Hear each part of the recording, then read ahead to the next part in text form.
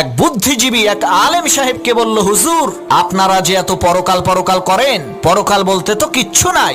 আলেম সাহেব বললেন, আচ্ছা তাই নাকি?